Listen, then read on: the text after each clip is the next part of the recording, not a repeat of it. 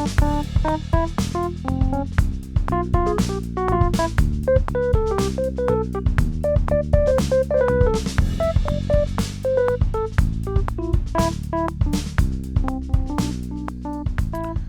and welcome to Cunning Action.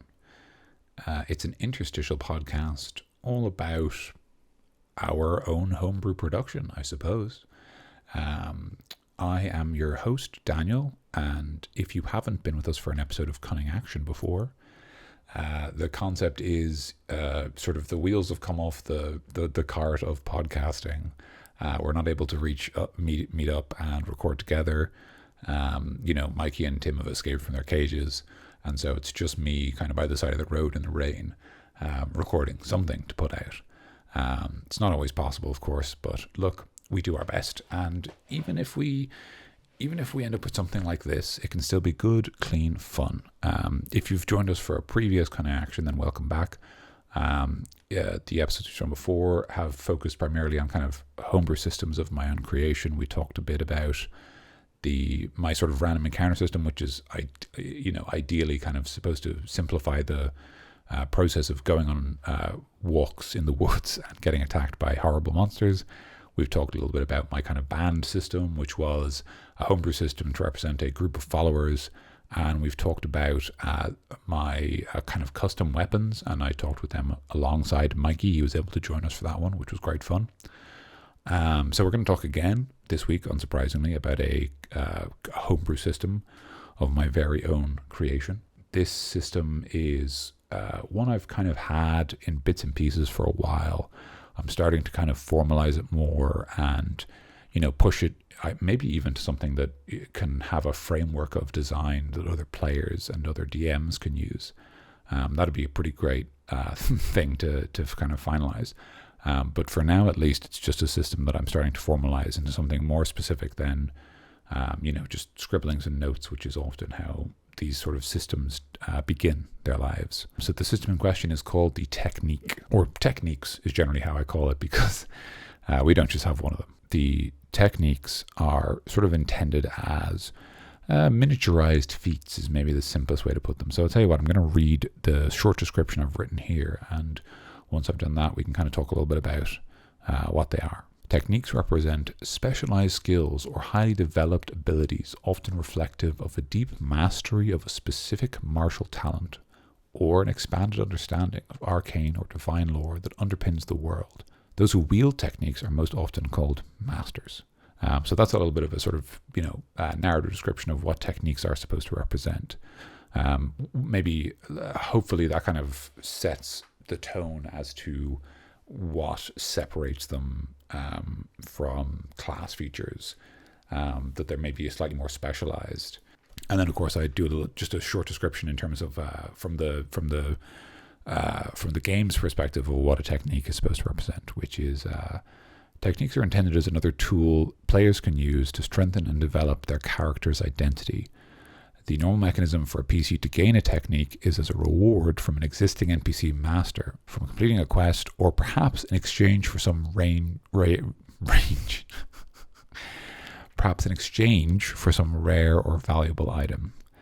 If neither of these mechanisms suit, you may also use a feat listed below to guarantee that your players have access to techniques. And that's kind of just a failsafe, because I've certainly felt that, while the idea of you have now completed this quest, hero. If you stay here for 7 days, I will teach you the technique of infinite swords. Is fucking cool, obviously, super badass. Sometimes you're like, no, we gotta go. I have appointments and stuff. I can't stick around for a week just to learn how to sword good, which is fair. Sometimes the fate of the world is at stake and all that, and the world has a tendency not to wait around. So it doesn't always suit. So in those situations, you can instead kind of just say, when I would normally take a feat, I'll instead take this feat that just lets me take a technique. The feat in question also gives you an ability score improvement, lets you improve one of your abilities. Just because, as I say, I see techniques as sort of smaller than feats. And so I kind of just throw that in as something else you get as well. So in terms of what techniques are, they're kind of these miniaturized feats. They'd be, approximately as powerful as some class features or some specific abilities of races. But they wouldn't necessarily compete with feats, or they wouldn't compete with sort of major class features.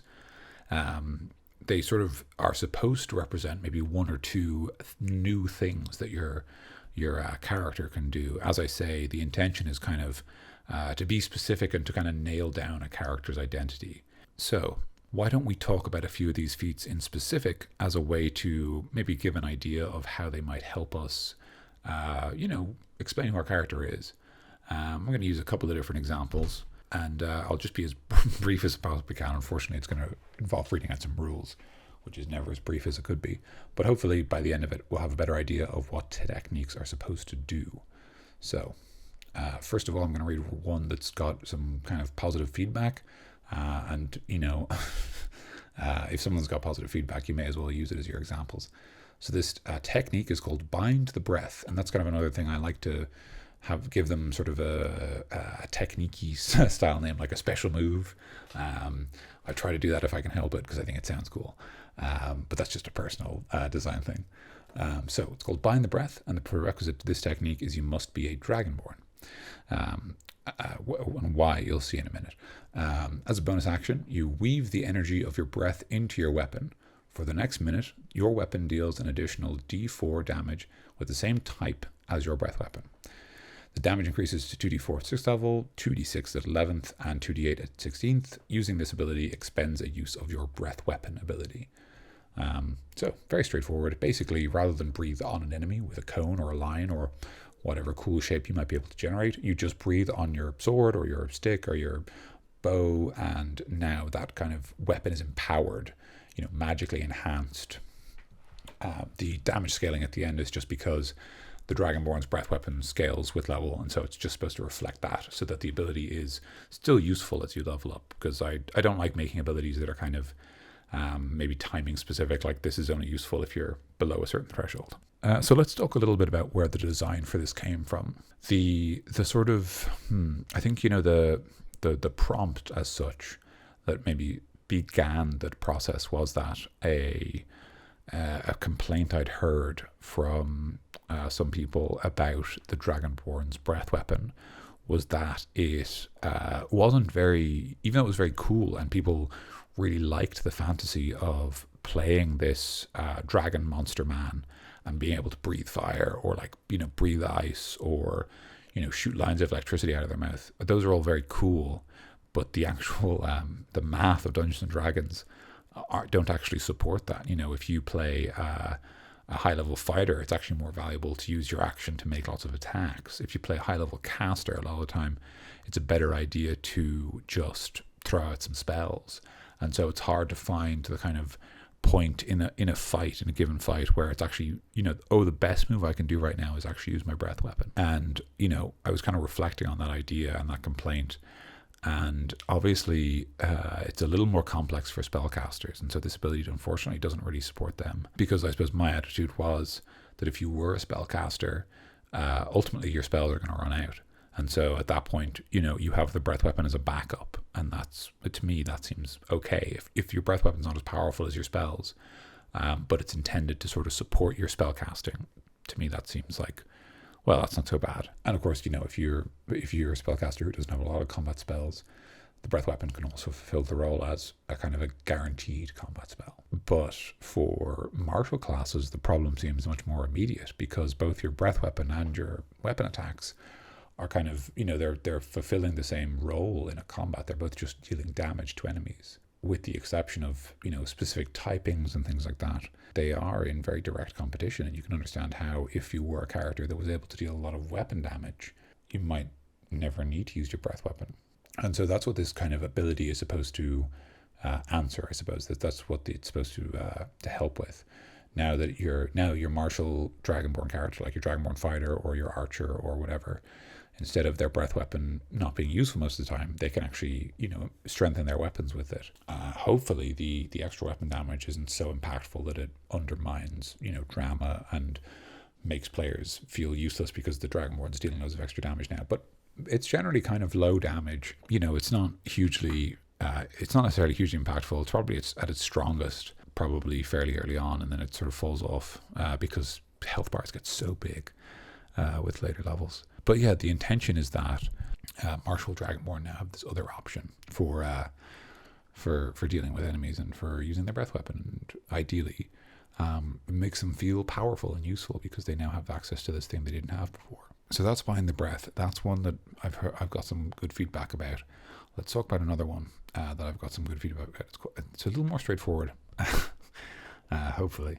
It's called Fearsome Striker. Now, I will admit, not a great technique name. It needs to be more kind of cool sounding. It needs to be more like a special move, but it's very straightforward. It clears up exactly what it's for. The prerequisite for Fearsome Striker is that you must be trained in intimidation. And it's very straightforward. It's just it's 2 sentences. Oof, jeez. Imagine me lying to you and saying it's 1 sentence. So it's once per turn, after you hit with an attack, you can force the creature to make a wisdom saving throw against a DC equal to your charisma intimidation score. On a failed save, they become frightened of you until the end of their next turn. So very straightforward. In terms of what your charisma intimidation score is, it's actually just the equivalent of the passive check. So it's your charisma intimidation bonus plus 10. If you have advantage or disadvantage, it's +5 or -5 respectively. So it's just that number is a set DC, and they make a wisdom saving throw against it. On a failed save, they become frightened until the end of your next turn. So very straightforward, and all it really does is gives you a way to scare people and sort of change up the battlefield. There's some cool stuff you can do with this because, the frightened keyword means the enemy can't move closer to you. So now you can actually kind of block off areas of the battlefield by standing near allies and things like that. So that's actually kind of cool. But the intention is just that this is, to me, in some ways, maybe the gold standard for a technique, because it's just one extra thing that your abilities do, and the exact nature of the enemy and what frightened means for them and how the players use that advantage that they're getting is just not something that this ability deals with, and it just gives them, if you do this, you get this, and this happens, and that's it. And of course, there's the fact that thematically it's quite strong and straightforward, right? Like the implication here is that somehow your sort of fighting style is so imposing that like the enemy is sort of their sort of strength of their morale is sort of shattering under your attacks, in addition to obviously their shields and even their bodies. And that's kind of cool. It's sort of like, this, it sort of sets the scene of like, you're a certain kind of warrior if this is the technique you use. I think when I showed this to my friends, a lot of them said like, that feels like it would be a really cool ability for like a Conquest Paladin to have. I think, in fairness, I think the Conquest Paladin has an ability that would make it stronger, which is totally fair. But I agree with them. Even the fantasy of like, the Conquest Paladin, like the Paladin of like, just kind of war and overwhelming, like, imperial might, and having this ability that just like breaks people's will as you attack them. I think it's very cool. It feels sort of scary and exciting, and you want a villain who has this maneuver, and maybe then the players can learn it by beating them and use it against them and stuff like that. Let's maybe talk about these 2 abilities in contrast. I've already talked a lot about what I like about Fearsome Striker. I like Bind the Breath too, but Bind the Breath does something that I kind of don't like, which is that it's just a very straightforward increase in your power, right? It just gives you extra damage whenever you make weapon attacks. And in my opinion, it's one of the things I actually kind of want to avoid is making players is the wrong word, is creating a situation where the players just want to make weapon attacks. I much prefer creating combat encounters, and in general encounters of any kind, where the players are rewarded for analyzing the situation, for using different solutions, just for kind of engaging and like wanting to use all the parts of their character sheet. And so obviously one of the most straightforward things you can do in a combat encounter is just make weapon attacks. And all Bind the Breath does is it says, that breath weapon you have that normally does something different to a weapon attack, well, I want you to turn it into more weapon attacks. And while that will probably feel cool and powerful to a player, and that's totally fine, like as sort of a homebrew designer who tries to make the game more interesting with their additions, I'm actually not certain about how much I like it. And this is sort of something I've been realizing as I've been refining the technique paradigm, I guess, if you want to use such a such a $5 word for such a $2 concept. But as I've sort of reflected, I've realized that like I actually don't know if I like just giving my players the option to just do more damage. But I actually think players will really like it because it does solve what is basically a problem with the Dragonborn in terms of how they fight. And then comparatively, Fearsome Striker is actually something that I really like because the frightened debuff as such is primarily one that makes an enemy less powerful in an aggressive sense. It prevents them from moving towards the person that they're frightened of, and as long as they can see that person, they get disadvantage on a whole mess of things. So actually, it sort of makes them less valuable as a danger to the party. So Fearsome Striker is kind of a almost like a control ability because you want to use it on people so that they become less powerful against the party. So you're now having to think not just about who you're attacking because they're in front of you or for whatever other reason. Now you maybe have to start thinking about like, well, is it worth me attacking the wizard because they've got a low AC and they're probably going to not have a great wisdom bonus, and if we can scare them, they're going to have a harder time attacking the party with their spells. And now you're making decisions based on your ability to frighten people. And the thing I like especially about it is that even though I just said I don't like players weapon attacking, players love weapon attacking. And because the ability is tied to a weapon attack, they don't have to fundamentally change their perspective to use the ability. So rather than having to, oh, well, I can't make an attack this turn, I'm going to use my action to scare someone, or, oh yeah, I have to remember to use my bonus action to do this other sort of follow-up move, right? It's just at the end of making a weapon attack, you can also do this other thing. And now, and because it's once per turn, you kind of have to think about who you're going to try and affect with it, and things like that. Now, I will say I don't think Fearsome Striker is perfect either. I think it probably needs some sort of ability like if you pass, you can't be frightened for 24 hours. Like basically like what Frightening Presence or a lot of other fear-based abilities have of like you have kind of an immunity for a period after being affected. That seems like a sensible addition to the ability because at the moment you can just scare someone until they, die to your weapon attacks, which is a bit silly, of course. So I'll probably add another sentence just saying, if a creature passes this saving throw, they can't be frightened for some period of time, probably like an hour, maybe 24 hours. I don't think it really matters. Most monsters their time isn't measured in like days and hours; it's measured in encounters.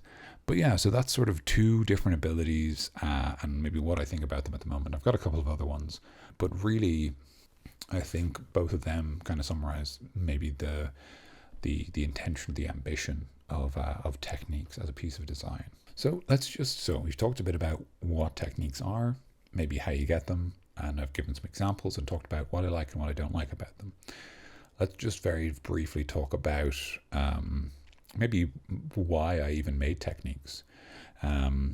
So the first technique was actually written, still here in my list, the first technique I ever wrote was written as a quest reward. If I recall correctly, the inspiration was back when I used to play Pathfinder. Pathfinder had a system called style feats, where you could basically kind of, if you were a monk or even certain types of fighters, you could take these style feats and they'd be like Boar style and Kraken style, and they'd have all these interesting names, and they kind of they rewarded you for doing certain things like. Kraken style was kind of like you want to grapple them and break their bones and tear them apart, and Boar style was all about like charging and getting up in their grill and like doing lots of bleed damage and all that kind of thing, like goring them. And I think I was really I really liked the idea of this kind of specialized mastery, and so I was kind of reflecting on sort of special moves and these kind of style feats, and I came up with this very brief. Straightforward idea of kind of a special move that monks might use, because I was thinking about what monks can and can't do, and maybe what they lack in some ways. And so I came up with this very straightforward ability that was that was the intention was that it was the quest reward for a side quest in a campaign I was running, and this was all the way back in 2017. So this was a pretty long time ago. And the intention was just that they were going to help out this hermit with a problem. And, at the end of helping out the hermit, the hermit, because they were kind of living out in the wilderness and they didn't have any sort of, money, and they didn't really have any items to their name. And the party in question were the kind of party that would just say, it's fine. We're just glad to have helped, which is cool if you've got that kind of party. But he was going to say like, no, I'm not useless. Let me show you this kind of special move that I've mastered. And I think he was going to sort of say to the monk, I recognize your fighting style. I used to fight like you. Let me teach you a move I came up with, back in my day. And then he was going to show the monk kind of how to do this cool special move.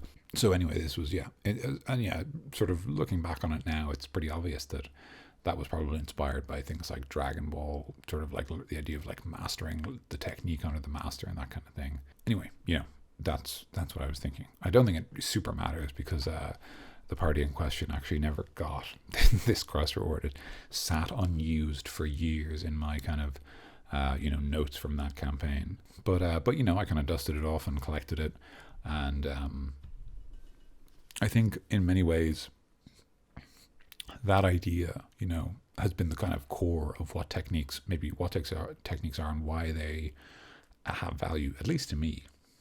Unlike feats which can be kind of abstract, techniques are at their best, hopefully, quite specific abilities that are quite visible or at least obvious to the party. And so the idea is that they see characters, we talked about Bind the Breath. They see, this dragonborn warrior breathe their fire breath into their sword, and now their sword is lit, and they, charge headlong into battle. They see a dragonborn do that, and they go, how did he do that? And is there any way I can learn to do that? And I think that kind of idea that you see a character do something and you go, wow, that's really cool. I wonder, is there a way I can do it? Is kind of the core of the technique. Like feats tend to have multiple abilities that are linked and powerful and, generally quite thematic. But they're kind of abstract because there's multiple of them, and it's not clear how obvious it is to the party, like that there's something happening. Whereas, techniques are supposed to be like, the fearsome striker, like you hit someone and then they have to make a wisdom saving throw because they're frightened of you. Like that's immediately obvious to the party, especially if they're fighting this person. Bind the Breath, again, we've talked about that, very easy, obvious when it's happened. And that idea that it's kind of like that there's sort of this, almost like this miniature narrative arc within every technique, that first the players see an NPC use the technique, either an allied or an enemy NPC use that technique, and they think, wow, I wonder what that is exactly. And then maybe they talk to the NPC, or they talk to like a mentor character if they saw an enemy use it, and they learn a little bit about it and what it is, and maybe what you have to do to learn how to use it. And then, eventually they overcome this obstacle and master the technique themselves. And it sort of reinforces that notion that like you're going on these adventures, you're getting stronger, you're surpassing the people, who lift you up, and you're surpassing your enemies as you grow more powerful than them. And so at its core, it sort of tries to be something cool that helps you identify your character, and that also kind of pushes you into sort of like, yeah, you know what, you beat the dragon knight of the Acid Falls and learned how to bind your breath to your blade, and now you're the master of that technique, and like you're the cool dragon knight who knows how to do this special move. And like I think that's super rewarding, not only like mechanically lets you do more damage with your sword, but also narratively, that like your party get these things, they get these cool abilities, they get stronger. Hopefully they all get different techniques, so they all get stronger in different ways. That's going to be like a real pain in the butt to map out. But if you could pull it off, that'd be a hell of a thing. Okay, so we talked about what techniques are, and we've talked about why I made them, why I think they're cool. Let's talk about some design principles. Now, unfortunately, these techniques are still quite abstract, but I'm going to give some kind of best practices that I've used. First of all, limit all your techniques to one or two abilities.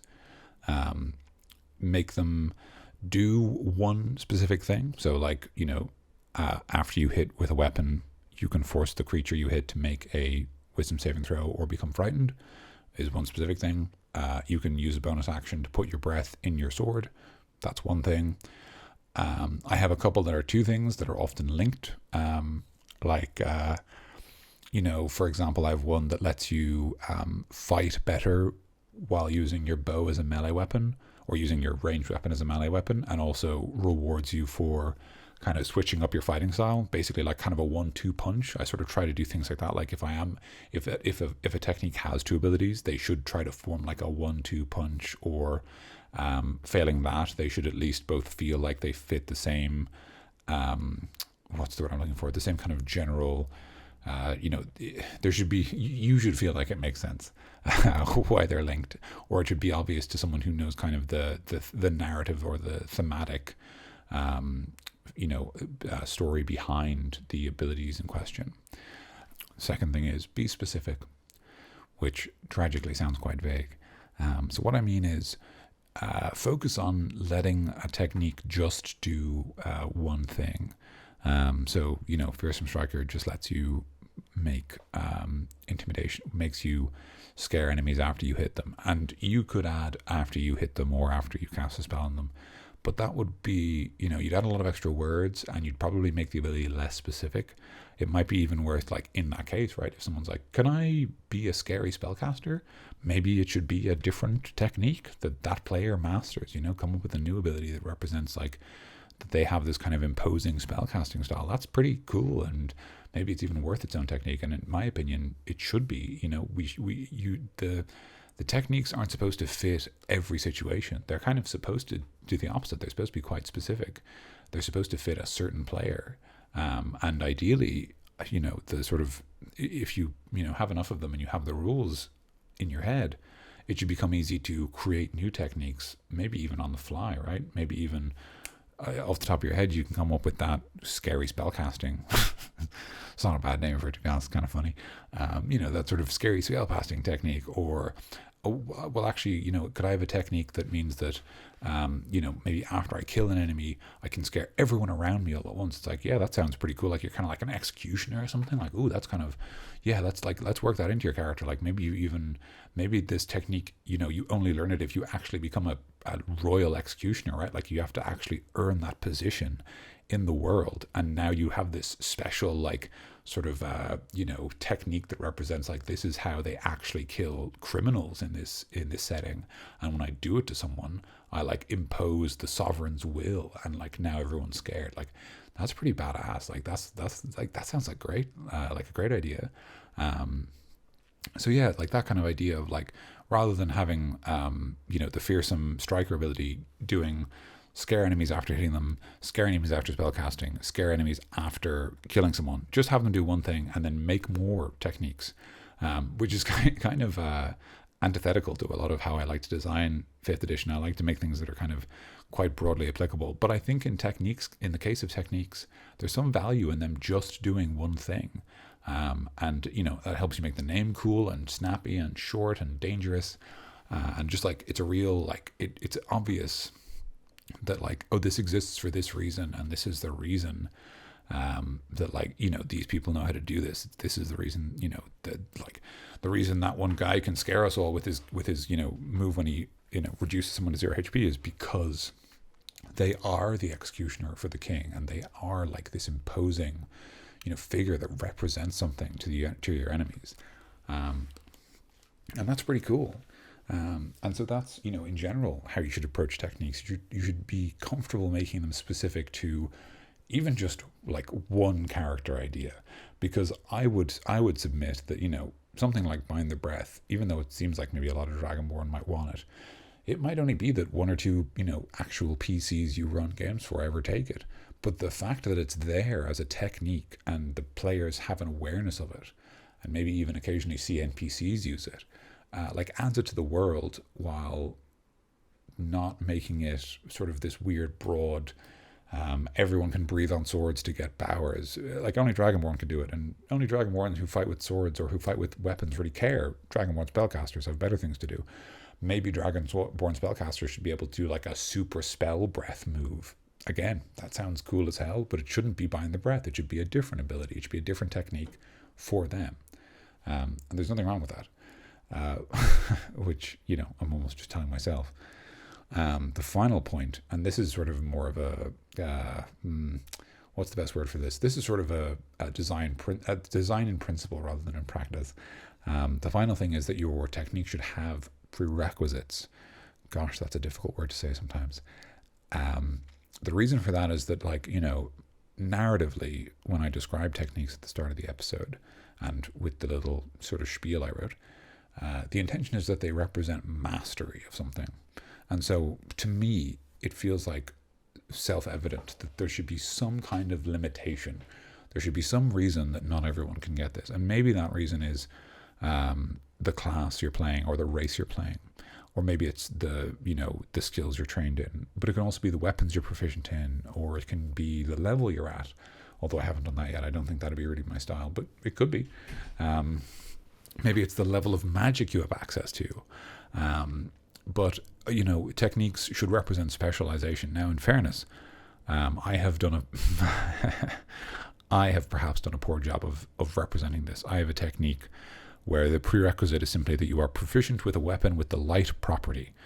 And if that sounds vague, it's because it is. I'm pretty sure every class in the game qualifies for that prerequisite. And maybe it needs to be made more specific. Maybe I need to follow my own advice. But the reason it's like that for now is because I don't know how to make it more specific. But in principle, I want there to be a prerequisite because I think that's part of how techniques should work. They should reflect that specialized mastery of abilities. They should represent that you have, put time and energy into learning something your character has. And now they can do this thing that they couldn't do before. Like, not just any Dragonborn can bind the breath. Not just any wizard can use scary spellcasting.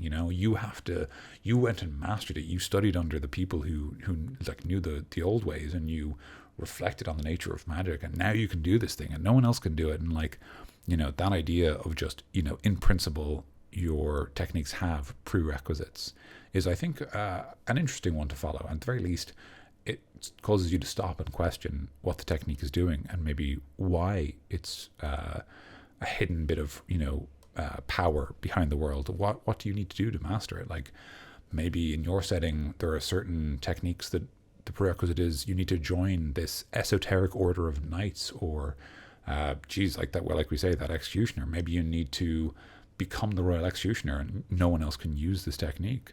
And all these things, they reinforce that your world is a place with its own rules, with its own sort of stakes and structure and powers.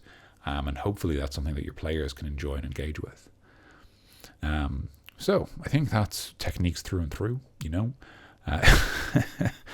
To let you in behind the curtain slightly, it's taken me I think 3 or 4 takes to nail down this episode. So boy, I hope you like it, because it's a real thing. But yeah, that's techniques. They're something that I'm working on, that I'm enjoying. They're helping me, develop more nuanced ways to make D&D an exciting game for my players, and also make it a game that I'm excited to run. And those are both really great, important things. It's just me, so I'm going to sign off. I'm not going to say Mikey's thing. I'm just going to say, stay safe, wash your hands, wear a mask, and I don't know, keep your friends close. This year has been rough, and just, if you got the energy, check in with people. If you don't, make sure that someone checks in with you. And, we'll see you next week, where we'll talk about some dragons or whatever. It's going to be badass as hell. And, thanks for listening. Bye.